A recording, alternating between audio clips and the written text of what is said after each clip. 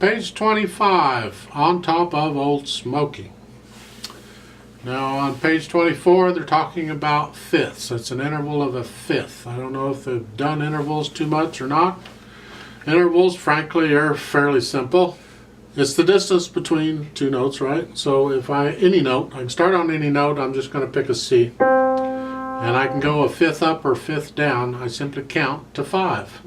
Now the note I'm on is note 1. We don't have a 0 in music, all right? Because in math you would say count these and you would start counting with the next one. Well, in music you start counting where you're at. So this is 1, 2, 3, 4, 5. All right? That's an interval of a fifth. If I want to go down from that, it would be 1, 2, 3, 4, 5. That's an interval of a fifth. We talk about intervals a lot in music, and to really understand what we're saying, you need to know what they are. But you can figure out any interval you want just by counting it. I mean, a 1, that's a unison. That's an interval of a 1. Then an interval of a second would be 1, 2. That's an interval of a second. An interval of a third, 1, 2, 3. Real hard, ain't it? Yeah. So that's what they're talking about there.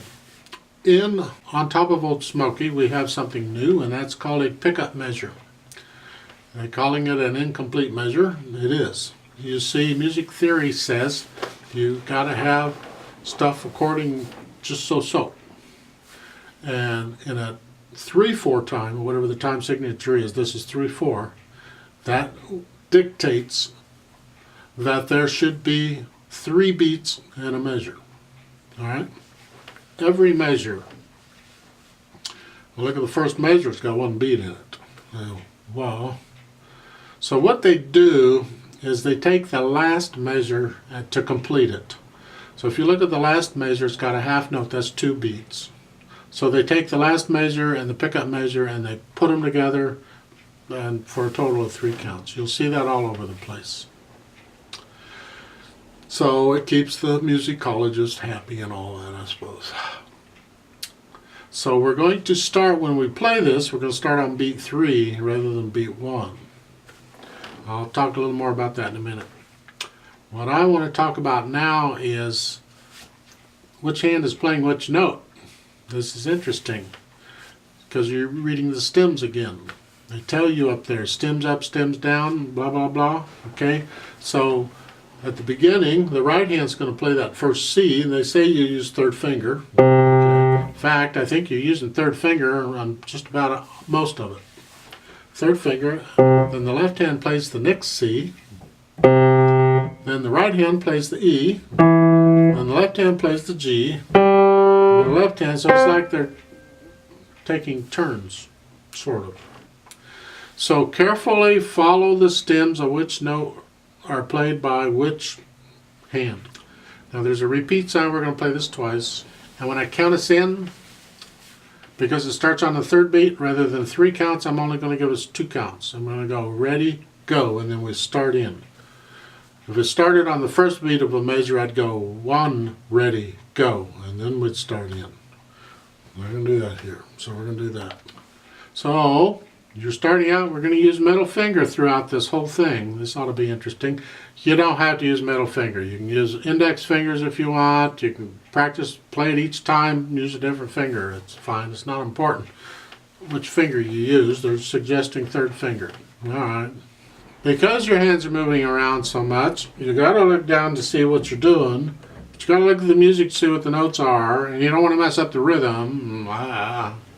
So you may have to memorize part of it from time. You know, the tricky parts, just memorize it so you can concentrate on looking down at the keyboard, and then you can look up for the easier stuff. Like in the 2nd line, it's not quite so bad.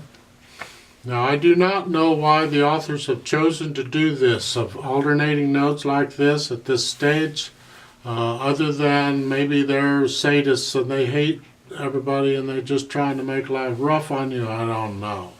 But I've never run across this piece played like that before. I mean, it's not very musical way of doing it. You're getting used to moving your hands around and reading the music and looking down and all that as if you're really really ready for that. All right, just good luck on this one. So here we go. Ready. Ready, go. 1, 2, 3, 1, 2. 1, 2, 3, tie, 2.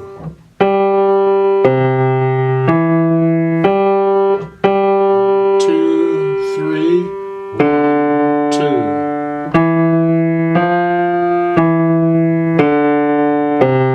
2, 3, tie, repeat.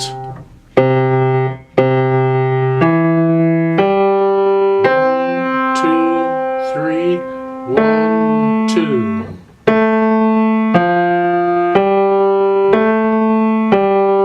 2, 3, tie, 2.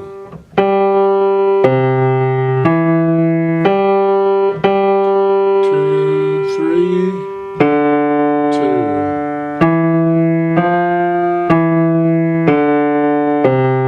2, 3, tie, 2, off.